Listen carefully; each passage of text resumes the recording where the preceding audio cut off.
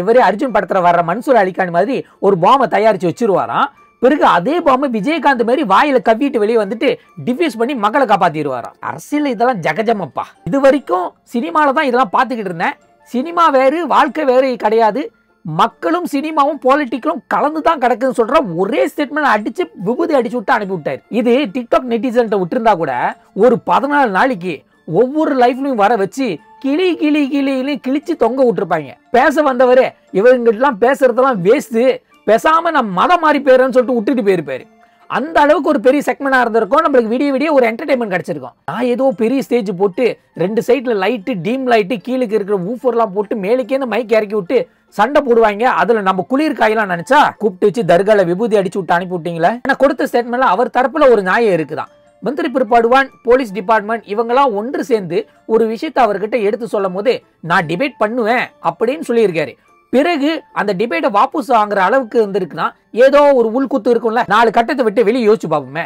இவர் பயந்து ஓடுற மாதிரி தெரியல. ஏன்னா இவர் தான் முத அறிக்கை விட்டாரு வா பேச்சுவார்த்தைக்குன்னு. இதுக்கு முன்னாடி இருந்த பொலிட்டிஷியன் எண்ணி பாருங்களேன், யாராச்சும் இவர்கிட்ட டிபேட் போடுறோம்னு சொல்லியிருக்காங்களா? கிடையாது. டிபேட் வரதா இருந்தா லைஃப்ல மட்டும் தான் வருவாங்க. 1-to-1 ஃபேஸ் டு ஃபேஸ் பேசுற தலைவர்கள் இது வரைக்கும் யாருமே அந்த மாதிரி அறிக்கை விட்டது நான் பார்த்ததே கிடையாது. இவர் வாபஸ் வாங்கி போன கேட எதிரணி நினைப்பான், பயந்து ஓடிட்டான் புலிகுட்டி, நம்ம தான்டா சிங்கம், களத்துல இறங்காம ஜெயிச்சிட்டோம், ஆடாம ஜெயிச்சோமடா அப்படின்னு பாட்டு பாடிக்கிட்டு வேற மாதிரி லெவல்ல போயிட்டு இருப்பாரு. அவருக்கும் 2-3 பேர் கூச்சா தூக்குறாங்க பாருங்க இந்தியர்கள். What a sad story. அவரோட போட்டோஸ் எல்லாம் போட்டு தலைவா தலைவா அப்படிலாம் போட்டுக்கிட்டு இருக்காங்க. இதெல்லாம் கேட்கும் போது கபகபன்னு எரியுதுல. அப்படிதான் ஒரு ஆங்கிள் பார்த்தா போலீஸ் இதுக்குள்ள இன்வால்வ் பண்றதுக்கு அவசியமே கிடையாது. ஏன்னா இவர் கூப்பிடுறது டிபேட்ஸ்க்கு தான், சண்டைக்கு இல்ல.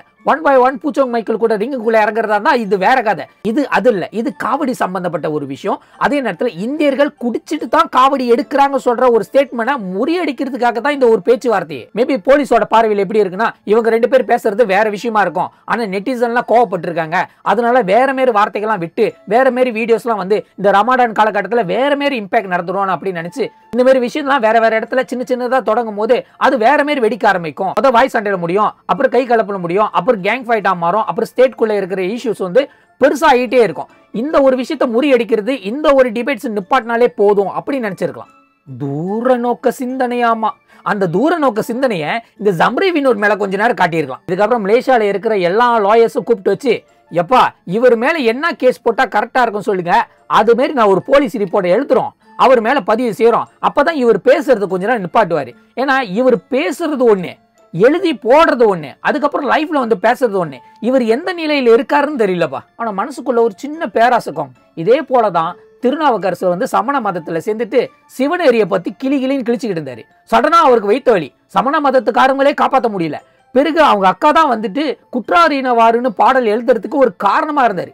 அதே மாதிரி ஒரு இன்சிடென்ட் இங்க நடந்துச்சுன்னு வச்சுக்கேன், இதுக்கப்புறம் குட்டிக்கவே முடியாது நம்மள. அதுக்குன்னு அவருக்கு ஒரு கொடியினை வரணும், அவர் போட்டோ வச்சு சேவனை செஞ்சு கனியெல்லாம் ஊட்டியணும் எனக்கு என்னெல்லாம் கிடையாது. அதெல்லாம் செய்யறவங்க செஞ்சுக்கிட்டு இருப்பீங்க. பட் என்னன்னா அவர் பேசுறது முருகப்பெருமான் பாருங்க, அந்த வேலும் மயிலும் சேவலும் ஏதாச்சும் ஒரு குறியை கொடுத்து அவர் அதுல இருந்து பேசுறது நிப்பாட்டுறத என் கண்குளிரா பார்க்கணும்னு ஆசைப்படுறேன். 18 லோகத்தை 10,000 கண்டத்தை ஆள்ற சூரபத்மனுக்கே அப்படி ஒரு திருந்தறதுக்கு வாய்ப்பு கிடைச்சிச்சுன்னா நம்ம காளிமுத்து மகனுக்கு அப்படி நடக்காதுன்னு நினைக்கிறேன். திருச்சிற்றம்பலம் திருச்சிற்றம்பலம்.